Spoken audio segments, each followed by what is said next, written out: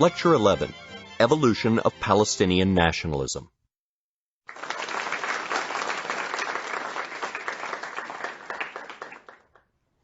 In the last lecture, I discussed some of the reasons why a unified Palestinian national movement was difficult to organize. Among the factors that I cited were the following. First, the fact that many nationalists did not see themselves as Palestinians, but saw themselves as members of some other national community, such as Syrians. Secondly, the fact that nationalists refused to recognize the British mandate, which put them at a distinct disadvantage when it came to using institutions and national structures for their own purposes. Third, the British continued the Ottoman policies of dividing communities up along religious lines. While, of course, this was no problem for Zionists, who were, after all, Jewish nationalists, Palestinians fit into both Muslim and Christian categories. Finally, notable families, the families that had emerged as the most important players in politics during the late Ottoman period in Palestine, notable families still competed with each other for dominance, even after the Ottoman Empire had been dismantled. And this fragmented the Palestinian community, and this fragmented the Palestinian national movement as well. Thus, at the beginning of the interwar period, starting in 1918, 1919, 1920, the prospects for a unified Palestinian nationalist movement appeared quite dim. But during the late 1920s and the 1930s, there arose three conditions that made the emergence of a unified Palestinian national movement possible. These three conditions counteracted the fragmentation of Palestinian politics that had occurred during the previous 5 to 10 years. The first factor that allowed for the emergence of a unified Palestinian national movement was the acceleration of Zionist immigration into Palestine as a result of rising anti-Semitism in Europe. Remember, this is the era that gave us Adolf Hitler and the fascist movements throughout Europe. From 1931 through 1935, the Jewish population of Palestine rose from 175,000 to 400,000. That is, Jews now made up 31% of the population of Palestine, whereas before this period, they made up at best 17% of the population. Beginning on or around 1929 or so, Zionist land purchases as a result of this immigration accelerated, and this raised real estate prices and made land sales to Zionists by urban-based landowners far more attractive than it had been in the past. What this meant, of course, was that more and more urban-based landowners were now alienating their land, selling it to Zionists who would pay top prices for that land. Zionist land purchases, remember there's still the ideology of conquest of labor, led to a large-scale landlessness on the part of Palestinians. By 1931, Zionist land purchases had led to the expulsion of approximately 20,000 peasant families from their lands. At around the same time, approximately 30% of Palestinian farmers were landless, and another 75 to 80% did not have enough land for subsistence. During the 1930s, the land problem only increased as more and more Jews came in and as more and more land was alienated from the indigenous inhabitants. Obviously, this created a great deal of anger, and this was one of the conditions that gave rise to the Palestinian national movement.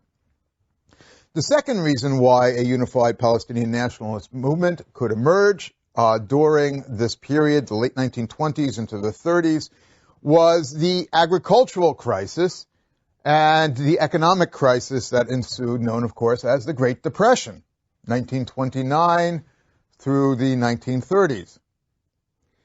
To make ends meet, approximately 50% of the adult male Palestinian population had to engage in labor outside their villages.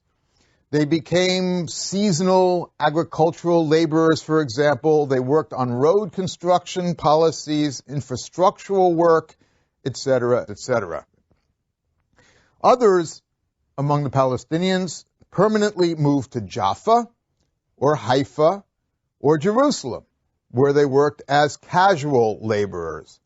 For example, several lectures ago I spoke about the founding of the city of Haifa by Dahr al-Omar in the 18th century, but the real expansion of Haifa as a major seaport came about during the 1930s because Haifa was the terminus for the Iraqi pipeline coming in from northern Iraq through Palestine into the Mediterranean.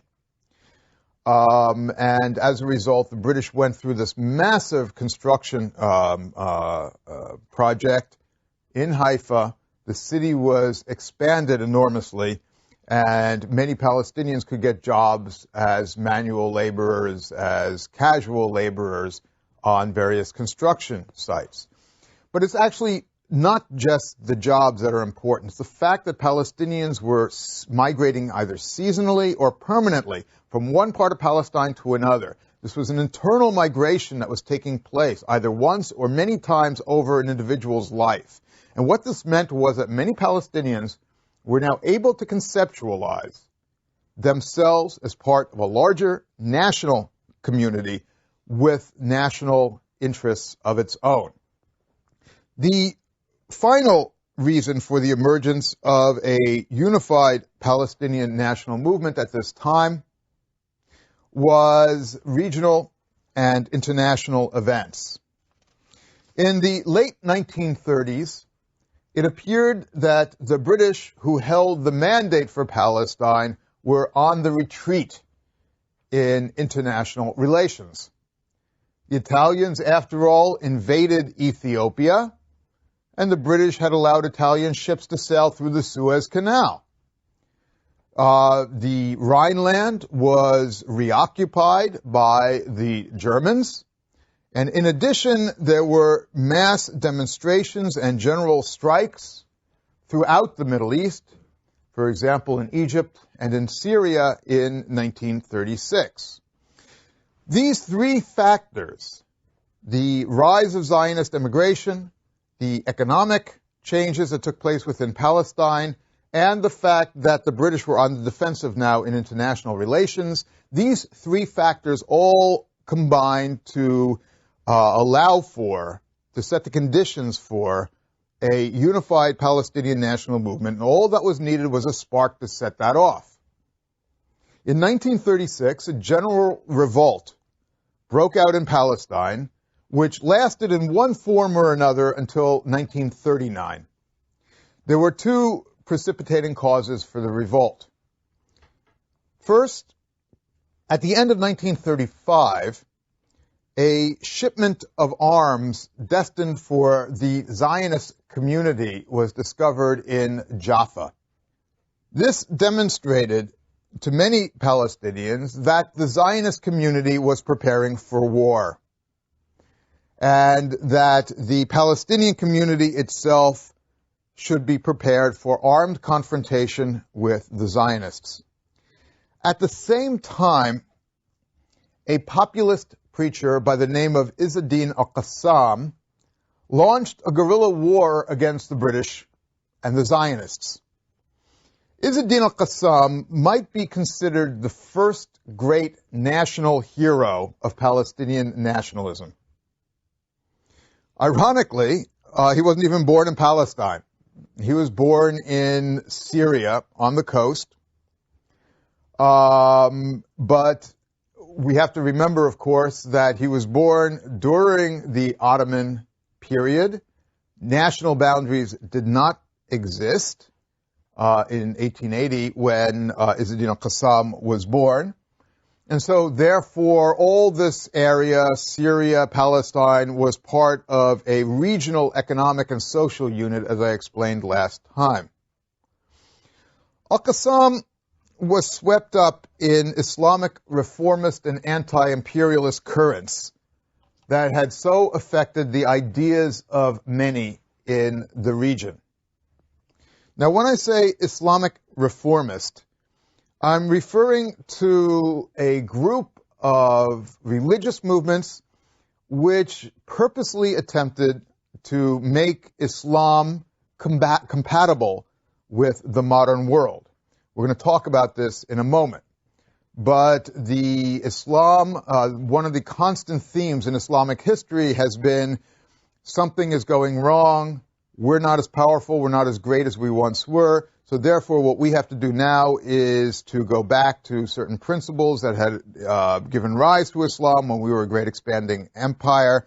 We have to get rid of all this stuff that we've accumulated along the way, and what we have to do is adopt as well certain aspects of Western knowledge, particularly technical knowledge, in order to be able to maintain ourselves as a powerful entity in the modern age.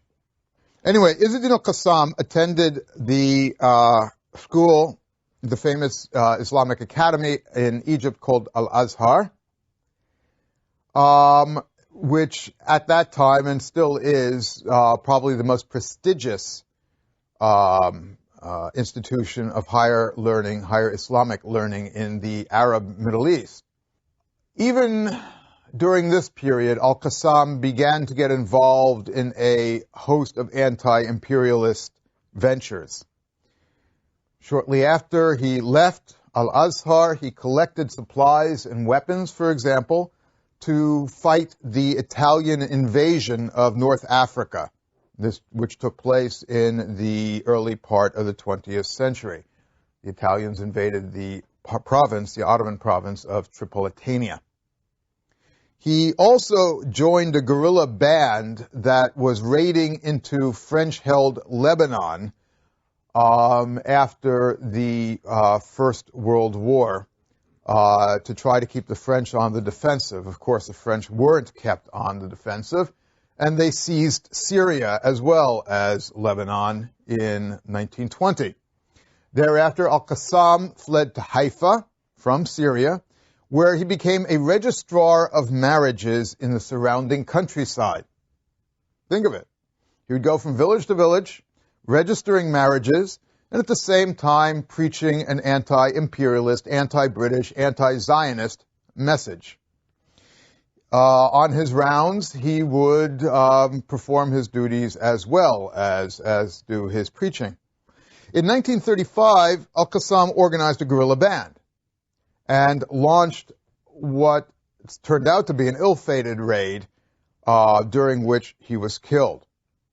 Now, we do know fairly well who al-Qassam's followers were.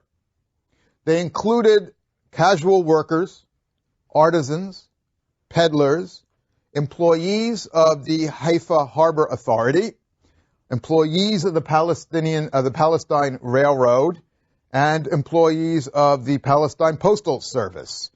These were not peasants. These were not the riffraff of society. Al-Qassam's life thus ended on another ironic note. First ironic note was that he was Syrian, as opposed to, or he was born in Syria, as opposed to being born in Palestine. And the second one was that he became a great national hero, and his death touched off the Great Palestine Revolt of 1936 through 1939, but he never lived to see this revolt. His funeral was the largest in Palestinian history. And Al-Qassam was eulogized in poetry and songs immediately after his death. Let me give you one example. This is from a poem that was written in the 1930s, right after Qassam died. Who would imitate Qassam as Islam's ideal soldier follows if he wishes release from his inherited humiliation, the best master? For he forsook words and the weakling's idle chatter. Our leaders have stuffed our ears to bursting with talk. We believed true what they wrote, but it was only a delusion. There's actually two very interesting parts of this eulogy that I think are worth examining in somewhat more detail. First of all, the eulogist calls Qassam Islam's ideal soldier. Islam is very important, has always been very important in Palestinian national imagery and in the Palestinian national movement since its inception. This does not mean that Palestinian nationalism was religiously motivated. It doesn't mean there's an intrinsic clash of civilizations that's occurring and so on and so forth. It means something quite different. Islam has always been a system of religious belief. During the 19th century, however, Islam began to take on an additional function as well. Many in the Muslim world began to use Islam as what anthropologists call a cultural marker. Islam came to represent a shared identity among Palestinians, often a shared national identity, not just Palestinians, of course, but among all peoples of the Ottoman Empire and even further outside of the Ottoman Empire. In the 19th century, Islam began to function as a symbol which distinguished the difference between the East, where there was Islam, and the West, where there was no Islam. In the case of Palestinian nationalism, therefore, Islam came to represent the difference between them, on the one hand, and the British and the Zionists on the other. As a matter of fact, it might be stated that the use of Islam in Palestinian nationalism is analogous to the use of Judaism in Zionism. Now remember, the dominant grouping in Zionism has always been secular. Yet they have always sought to establish what they would call a Jewish national home. They're secular on the one hand, but they want a homeland for the Jewish people. It's this redefinition that occurred within Zionism and this redefinition of Islam that has occurred within Palestinian nationalism. Because Islam represented a culture, not a theological system, Christian Palestinians could identify with Islam as well as Muslim Palestinians as a central symbol. For them, of course, it meant a shared cultural heritage. But notice how Islam and nation are joined in the poem. This is also the case in something called the Proclamation from the General Leadership of the Arab Revolt in southern Syria / Palestine, which was issued by a rebel leader in 1936. Quote, Palestine summons us to fight in the path of God so that the world might bear witness to the unity of the nation. We are called to battle for freedom, independence, and hope, and see the rebellion against oppression as a religious duty. Sort of reminds you of George W. Bush's calling for a crusade against terrorism. The second aspect of the eulogy that's important are the phrases, our leaders have stuffed our ears to bursting with talk. We believed true what they wrote, but it was only a delusion. The 1936-39 popular revolt was just that. It was a popular revolt. It was not inspired by the very notables whose competition had divided the nationalist movement in the previous period. Only later did the notables attempt to assert themselves at the head of the rebellion. Sort of reminds you of the witticism of the French Union leader, I must see where my people are going, so I may lead them. Under the leadership of the Hajj Amin al-Husseini, the most prominent notables founded something called the Arab Higher Committee to coordinate strikes and to negotiate with the British to find a way out of the rebellion. Hajj Amin was the Mufti of Jerusalem and a member of one of the two or three most prominent families in Palestine. He served the British very well, at the beginning of the mandate at least.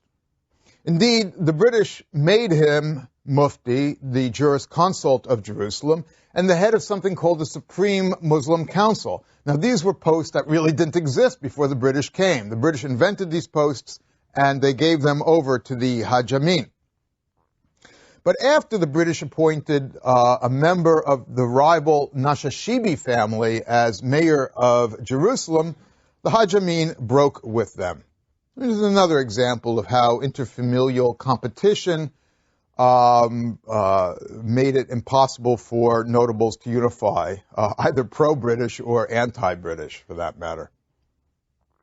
Now, as I said before, the Izz-ad-Din al-Qassam did not live to see the Great Palestine Revolt, even though he was its first martyr. In April of 1936, 2 Zionists were killed in Nablus, probably by al-Qassam's guerrillas. There was retaliation and then counter-retaliation, and strikes were declared simultaneously in Jerusalem, Nablus, Jaffa, and Tulkarm, which is presently on the border between Israel and the occupied territories on the West Bank. And these strikes were coordinated by locally based national committees. The committees were run by local non-elites. They established something called nourishment and supply committees to provide staples, such as wheat and sugar and rice and other things that the population needed. They also supplied charity for the needy and stipends, which enabled workers to join the strike.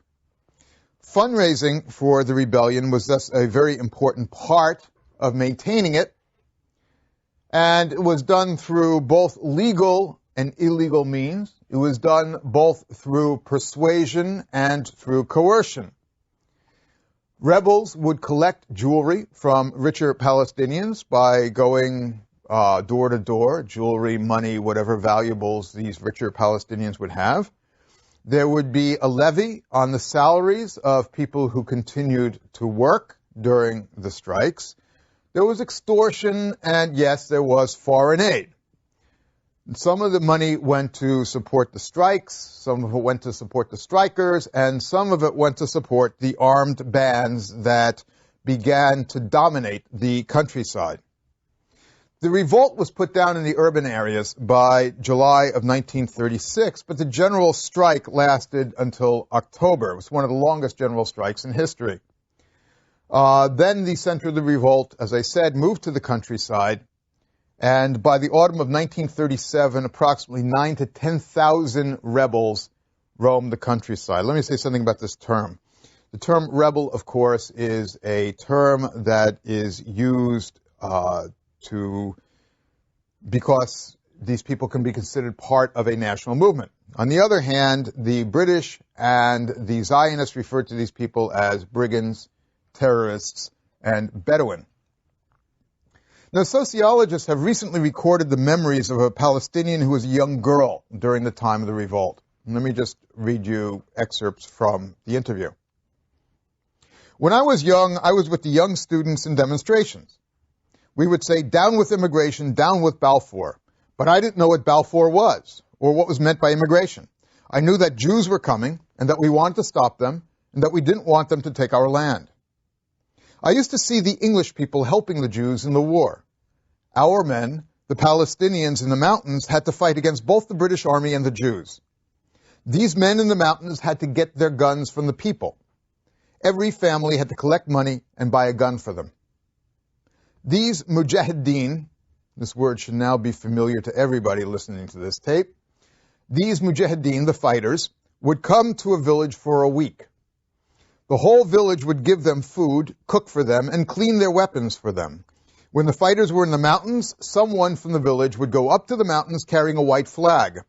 This flag would be pointed to the right or to the left and would tell the fedayeen, the self-sacrifices, the guerrillas. We'll see this term later in our lecture on the Palestine Liberation Organization.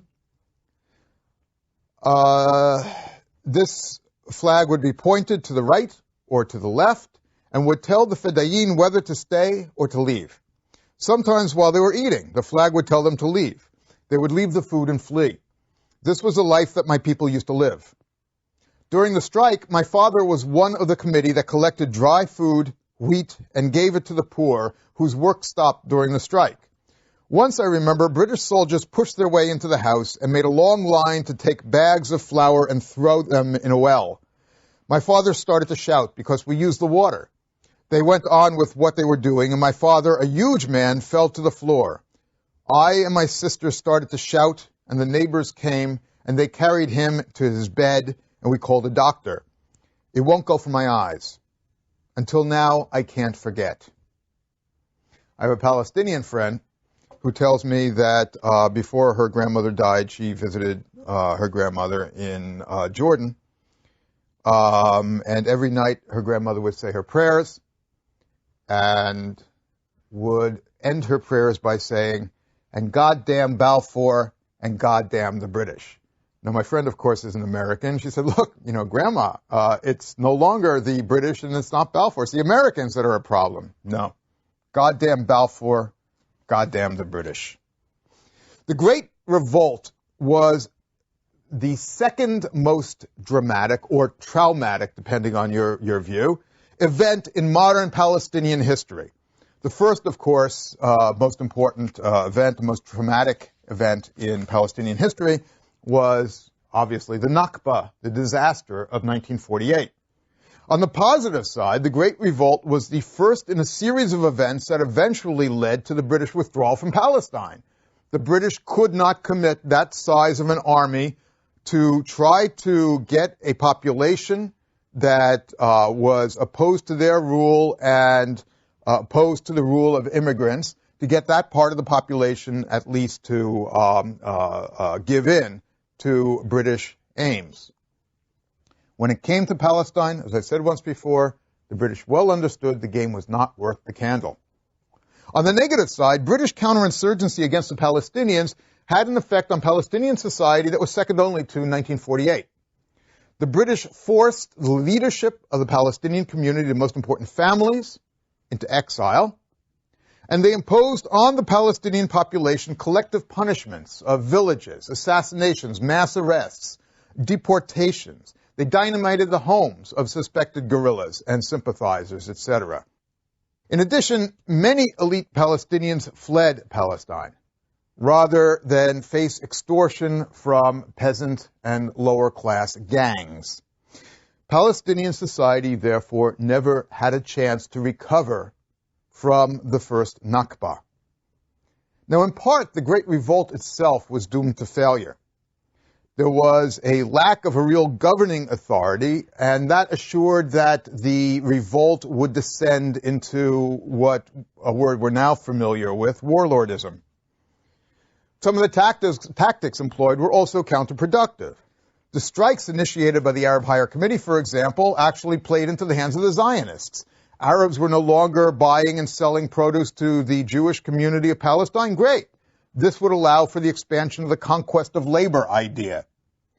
At the same time, the attempts to finance the strike through collection of